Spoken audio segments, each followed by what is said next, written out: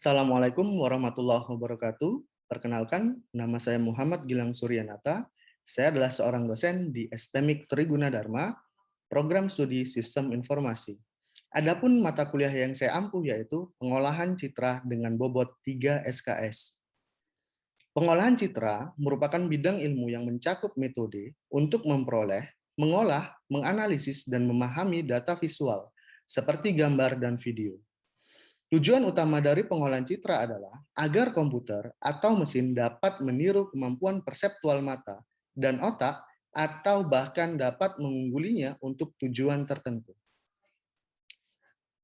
Capaian pembelajaran mata kuliah pengolahan citra yaitu mampu mengimplementasikan konsep pengolahan citra dan mampu membuat sebuah sistem cerdas serta menunjukkan hasil berupa aplikasi ekstraksi pola bentuk dan warna berbasis GUI. Berikut merupakan cuplikan dari video pembelajaran mata kuliah pengolahan citra. Terima kasih. Assalamualaikum warahmatullahi wabarakatuh.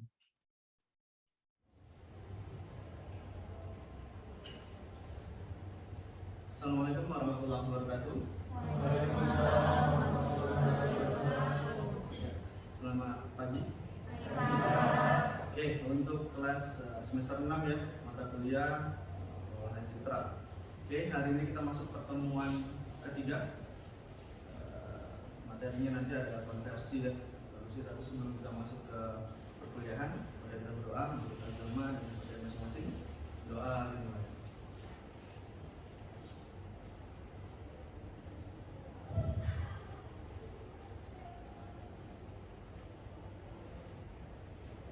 Doa selesai. Oke, sebelum kita mulai belajar, tadi udah scan semua? Sudah scan semua. Oke, saya cek dulu absennya.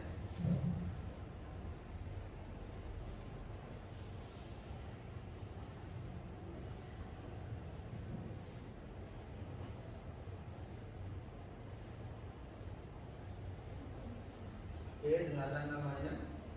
Rizky Nugraha. Ada ya. Muhammad Iqbal. Sri Rahmana. Dosma. Muhammad Syafwan Alif. Sri Rezeki. Rahmat Fadli. Reza Batresya. Lince. Muhammad Adi Chandra. Muhammad Agung Usmana. Mediana. Emilia. Jenny. Ada Jenny? Ada ya. Mahendra. Rafina. Adlin. Eka Syafitri. Bio. Ada Bio. Fadia. Rika. Belman. Romi. Eva. Oke. Ya, ada yang hadir tadi ya.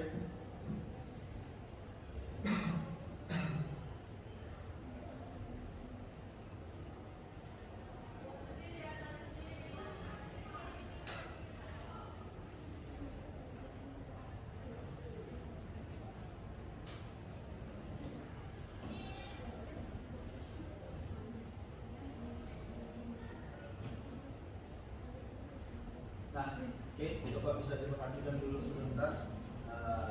Hari ini kita masuk pertemuan ketiga. Di depan ini ada RPS ya. Jadi ada rencana pembelajaran kita selama 1 semester. Dimana ada 16 pertemuan. Oke, dimana di pertemuan pertama kemarin kita sudah melakukan pengenalan dari citra. Lalu di pertemuan kedua kemarin kita sudah membahas tentang akuisisi ya, tentang akuisisi. Jadi kalau dilihat dari RPS-nya, nah sebenarnya kita memiliki capaian akhir nanti, namanya capaian pembelajaran mata kuliah atau biasa disebut CPMK. Oke, nah kalau kalian bisa perhatikan di sini, saya berharap nanti di akhir kita semua mampu mengimplementasikan konsep pengolahan citra dan mampu membuat sebuah sistem serta menunjukkan hasil berupa aplikasi ekstraksi pola bentuk dan warna berbasis GUI. Jadi target kita nanti di akhir kita semua bisa membuat sebuah aplikasi berbasis GUI. Oke, apakah nanti untuk mengenali pola atau bentuk wajah, bisa juga warna. Oke, dan dari target akhir kita nanti kalian juga bisa buat sebagai judul-judul penelitian. Oke, ini kan udah semester 6 ya. Di semester 7 nanti mungkin udah mulai mengajukan judul. Nah, di situ kalian bisa ngambil judul riset dari target akhir kita ini. Contohnya banyak ya, ada mungkin seperti pengenalan warna atau tingkat kematangan buah, nah itu bisa diangkat. Deteksi tepi juga bisa diangkat jadi judul, atau perbaikan kualitas CCTV itu juga bisa diangkat sebagai judul. Jadi mata kuliah kita ini target akhirnya bisa dijadikan bahan untuk riset. Oke. Nah, di sini ada 16 pertemuan. Kita 3 SKS ya. Untuk SKS-nya 16 pertemuan. Nah, untuk sistem penilaiannya sendiri, kita bisa lihat di sini. Oke, ada 5 kriteria penilaian selama 16 pertemuan. Oke, jadi satu semester inilah penilaiannya nanti. Oke, yang pertama itu kehadiran. Oke, jadi kehadiran ini ada 10% nilainya. Ternyata kalian nggak hadir, itu juga ada nilainya. Nilainya dikurangi. Oke. Yang kedua ada tugas dan evaluasi. Oke, evaluasi ini biasanya di kuis di pertemuan ke-7 dan di pertemuan ke-15. Oke, biasa saya bagi tuh di kuis pertama poinnya 5%, kuis kedua 5%, tugas pertama 5% dan tugas kedua 5%. Jadi nanti totalnya semua ada 20%. Oke, nah yang nomor 3 ada ujian tengah semester atau UTS. Nah ini jumlahnya cukup besar nih, 25%. Jadi kalau nanti kita mau UAS, ya kalian pandai-pandai lah. Oke, gimana caranya semaksimal mungkin mengerjakan soalnya. Dan yang paling tinggi ada di UAS, ujian akhir ya, tadi UTS yang ini UAS. Itu nilainya 35%. Oke, sangat besar. Dan yang terakhir ada etika 10%. Nah, jadi hati-hati, etikanya dijaga. Kalau lagi belajar tolong handphonenya semua disimpan. Oke, kalau mau ngangkat telepon gimana? Silakan izin keluar. Oke, tapi juga ngangkat teleponnya apabila yang nelfon orang tua. Kalau yang nelfonnya pacar ya jangan juga diangkat dan gitu ya. Tapi kalau suami boleh. Atau kalau istri juga boleh. Oke, Pak istri saya nelpon. Oke, silakan keluar. Orang tua saya nelpon silakan keluar. Tapi kalau Pak calon mertua saya nelpon jangan. Oke, saya tahu kalian udah semester 6. Bentar lagi nikah ya. Oke, jadi tetap ikuti aturan di kelas. Oke. Nah, dari 5 kriteria ini ada yang mau tanyakan? Silakan. Pak, izin bertanya Pak. Ya, silakan. Nama saya Muhammad Usman. Oke. Kalau untuk sistem penilaian kehadiran contohnya seperti apa ya? Oke, bagus ya. Karena masih rancu kalau dilihat ya kehadiran yang seperti apa gitu kan. Nah, jadi kan kalau kita nggak masuk itu kan ada mungkin alfa, ya kan? Ada bisa jadi izin, gitu kan? Izin Pak, saya ini lamaran misalnya. Oke, saya izinkan. Oke, atau bisa jadi sakit. Oke, nah yang ketiga ini gimana? Apakah semua mendapatkan potongan? Nah, kita cek dulu ya kan. Apabila kamu nggak hadir karena sakit dan membawa surat dokter, apakah dititipkan dengan temannya atau kamu bawa di minggu depan, itu tidak dipotong nilainya. Kalau sakit. Pak, kalau izin gimana? Izin itu potongannya hanya 0,5. Oke, jadi kecil ya. Potongannya 0,5. Kalau misalnya alfa gimana? Itu 1. Ya, jadi kalau 10% dari 100 itu kan 10 ya. Nah 10 kan, kalau kamu nggak hadir sekali berarti nilainya tinggal 9. Kalau nggak hadir 2 kali alfa nih ya, berarti nilainya tinggal 8. Pak, kalau izinnya sekali berarti dikurangi jadi 7,5. Oke, jadi untuk sistem penilaiannya seperti itu. Oke, gimana? Cukup paham? Oke. Nah itu untuk yang lain juga hati-hati ya, karena nanti di akhir perkuliahan apabila kamu absennya lebih dari 4 itu tidak diperkenankan untuk mengikuti ujian gitu. Jadi coba dicek kembali, tapi dengan catatan yang 4 itu alfa semua. Kalau ada sakit ya nggak apa-apa, ambil juga sakit Pak saya aja. Oke, nah di sini juga ada referensi. Saya punya beberapa referensi di sini, nanti bisa kalian baca. Dan ini jumlahnya ada 16 pertemuan. Oke, tadi itu pertemuan 1, 2, 3 dan target kita di akhir nih ya. Ada di pertemuan ke 15 ya. Oke, latihan membuat GUI. Oke, membuat sebuah aplikasi berbasis GUI untuk ekstraksi ciri bentuk. Oke, nah mahasiswa dapat menyelesaikan kuis dengan proses ekstraksi ciri bentuk dengan teknik Lewis boundary. Nanti kita pelajari teorinya. Oke, nah jadi ini capaian kita nanti, ini bahan kita untuk 16 pertemuan ke depan. Jadi acuannya dari sini semua. Kalau nanti ada materi yang melenceng ya sama-sama mengingatkan kan gitu ya. Dan ini acuannya. Oke.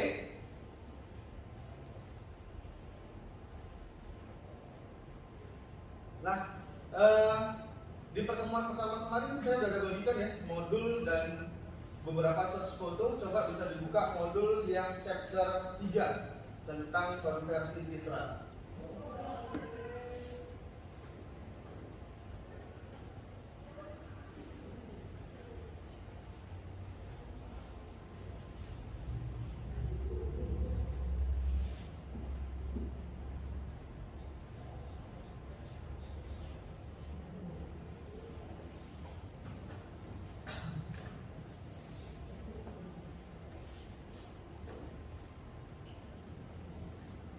Oke, sudah?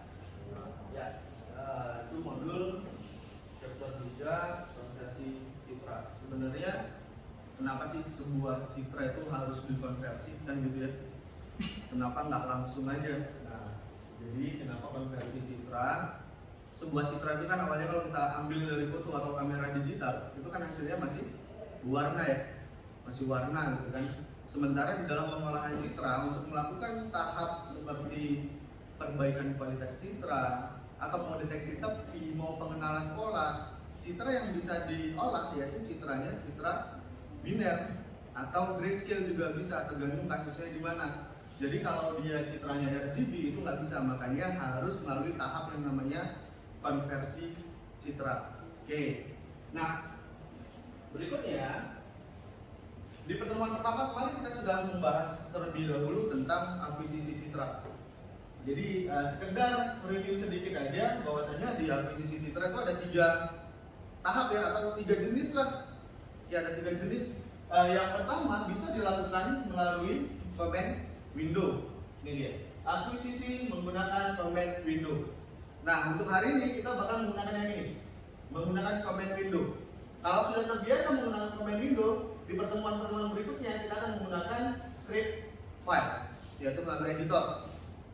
Dan yang terakhir baru menggunakan GUI. Ini nanti di pertemuan ke-9 kita belajar GUI, bagaimana merancang GUI, apa saja yang harus dipersiapkan, nah seperti itu. Jadi kalau di GUI ini sudah bentuknya aplikasi, yaitu nanti tahap atau di pertemuan ke-9. Oke. Nah, sebelum kita melakukan konversi, kita harus tahu dulu nih jenis-jenis pada pengolahan citra berdasarkan warna. Oke, di sini ada 3 jenis nanti. Ada yang namanya citra RGB atau citra berwarna. Yang kedua ada namanya citra grayscale. Oke, ada citra grayscale dan yang terakhir ada namanya citra biner. Nah, apa itu citra berwarna? Ini contohnya. Oke, citra berwarna merupakan citra yang memiliki 3 buah kanal atau lapisan warna. Oke, di dalamnya masing-masing kanal menyimpan nilai mulai dari 0 sampai dengan 255 atau ada 256 kemungkinan warna. Oke, jadi warna dasar itu ada apa? Ada warna merah, ada warna hijau, dan ada warna biru atau biasa disebut dengan RGB. Pak, apakah di pengolahan citra hanya ada warna RGB saja yang bisa diolah? Tentu saja tidak. Oke, di sini saya ada cantumkan 4 komponen citra warna. Yang pertama ada RGB yang paling sering digunakan, lalu ada CMYK.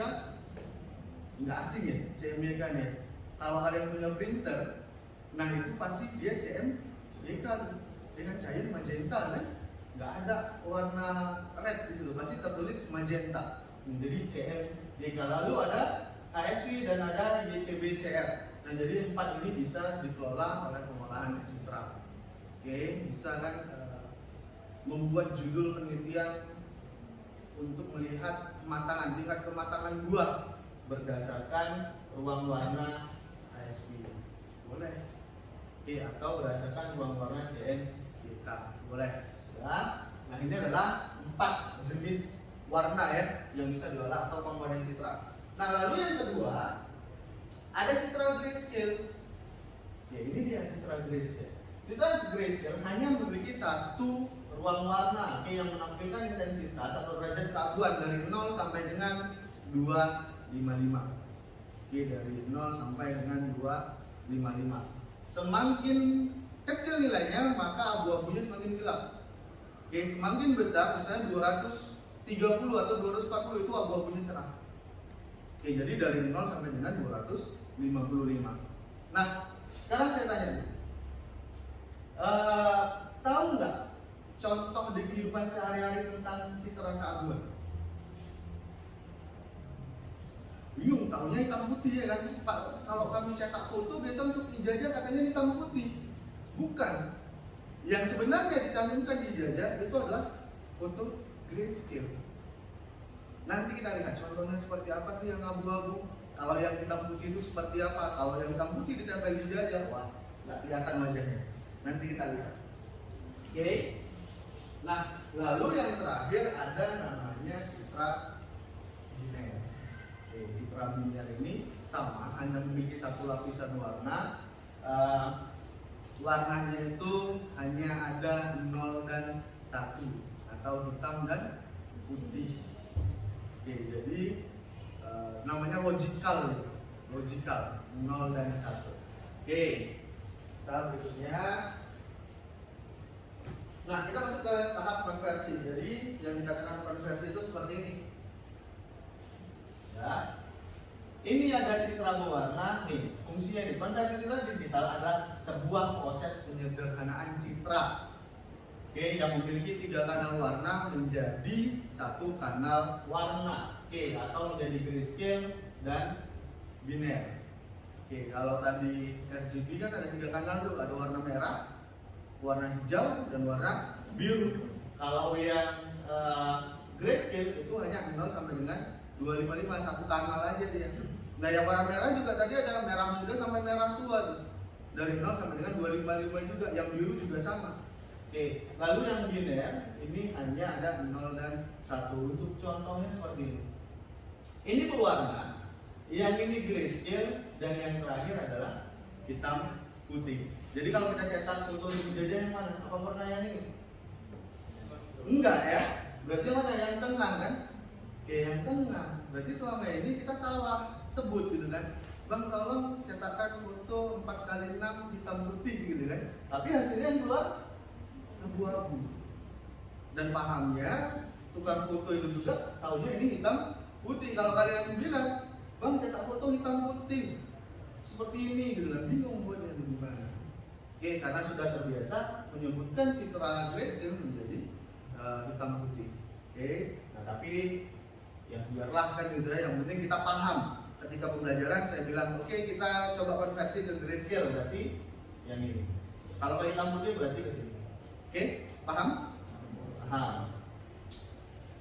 Nah jadi untuk melakukan konversi kita punya beberapa tahapan, kan nggak bisa langsung udah langsung aja konversi, bisa. Jadi yang pertama kita harus melakukan namanya akuisisi.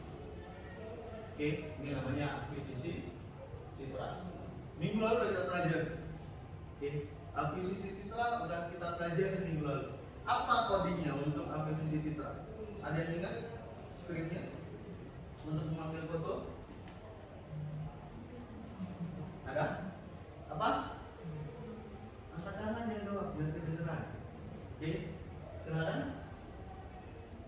Lalu nanti ada tahapan konversi. Tahapan konversi. Jadi ada 2, yang pertama akuisisi, konversi, baru tahap terakhir. Nah, ini mau diapakan citranya? Apakah mau diperbaiki? Kualitasnya, perbaiki kualitas, atau bisa ke pengenalan pola,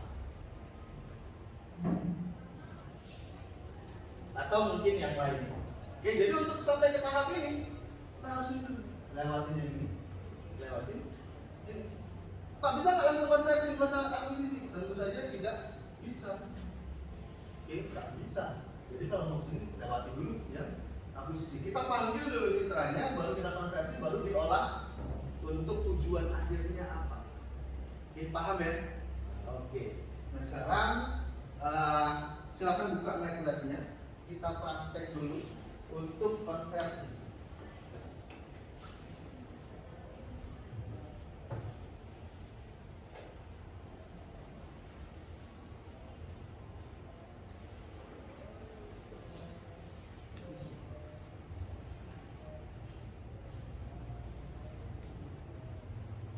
Oke, nah pastikan di bagian current folder, pastikan di bagian ini sudah ada citra butterfly.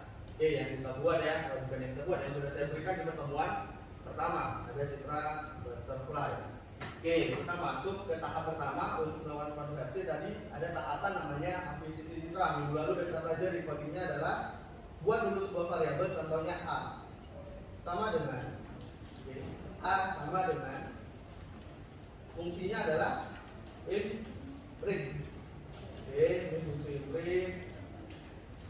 A sama dengan imprint. Jadi ini fungsi untuk akuisisi sebuah citra. Oke. Oke, sudah. Nah, berikutnya kita masukkan nama filenya. Apa nama filenya? Butterfly ya. Butterfly. Oke. Perhatikan penulisannya, jangan sampai salah huruf. Butterfly titik BMP. Oke. Sudah. Langsung saja di enter. Nah, lalu kita buat sebuah variabel lagi. Variabel kedua kita buat B. Nah, variabel B ini nanti akan menampung hasil konversi. Oke, variabel B akan menampung hasil konversi. Yang pertama kita buat grayscale terlebih dahulu. Nah, fungsinya adalah RGB to gray. Ini deh, fungsinya RGB to gray. Sudah? Lalu masukkan gambar mana yang mau dikonversi. Tadi sudah kita simpan dalam sebuah variabel A. Seperti ini.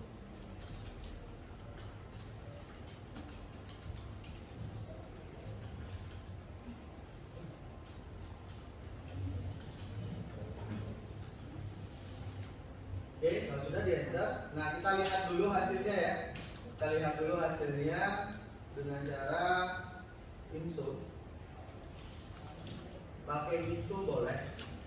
Kalau mau pakai figur nanti boleh. Insert B. Oke, insert B. Kalau sudah langsung aja di enter.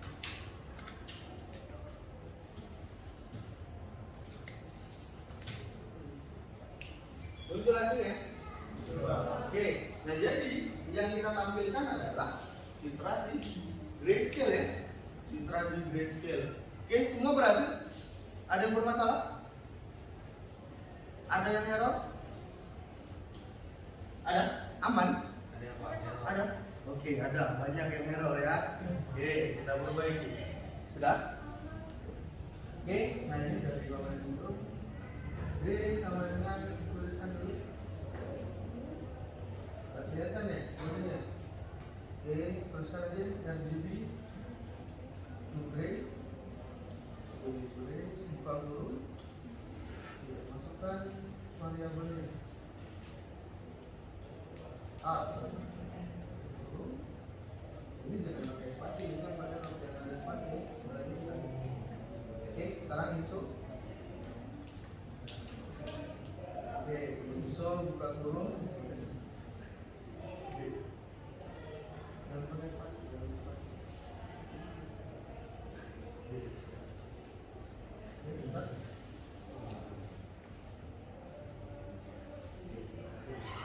Oke, yang belakang error juga. Oke, kita perbaiki. Cuma 2 orang ya. Ini berarti anak. Oke, sudah. Nah, itu karena taruh modulnya diarahkan dulu taruh modulnya. Iya, dari ini tadi dari rumahnya ya. Oke.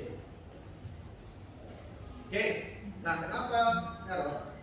Satu orang tadi ada error gitu kan. Kalau yang belakang karena memang taruh modulnya belum diarahkan. Oke, yang di depan errornya adalah perhatikan ketika penulisan nama, penulisan file ini. Oke. Ini kalau dia awal yang memang hurufnya kecil atau kecil semua, maka kamu buat huruf kecil semua. Kalau kamu buat B-nya besar, error karena dia nggak akan baca source file-nya. Oke, paham ya? Jadi benar-benar harus disesuaikan. Oke, ini untuk yang grayscale.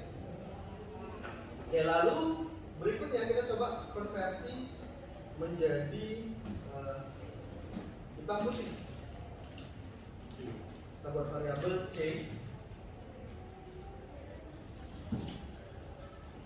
Membuat variabel C into BW 20 B.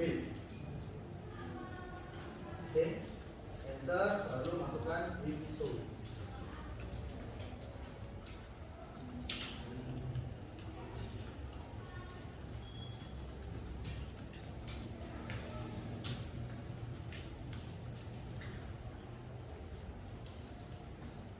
Oke, nah ini hasilnya ya.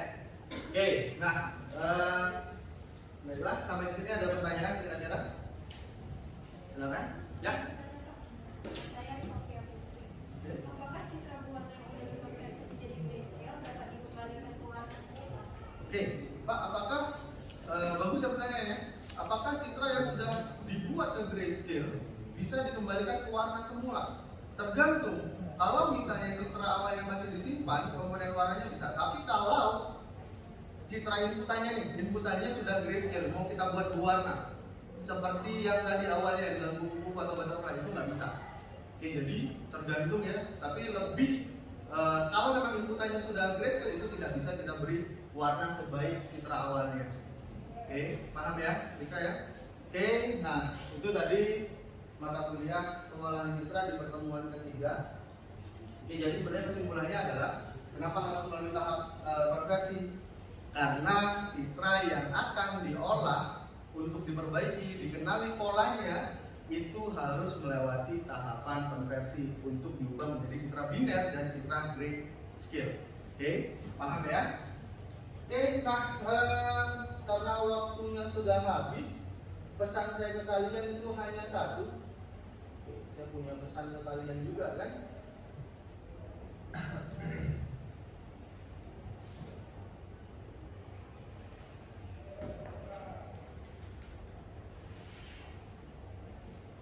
Oke, nah si Mahatma Gandhi pernah bilang,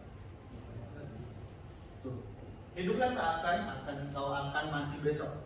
Oke, belajarlah seakan-akan kau akan hidup selamanya.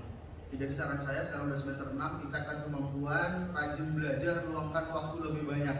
Oke, itu aja pesan saya. Sampai jumpa di pertemuan berikutnya. Assalamualaikum warahmatullahi wabarakatuh.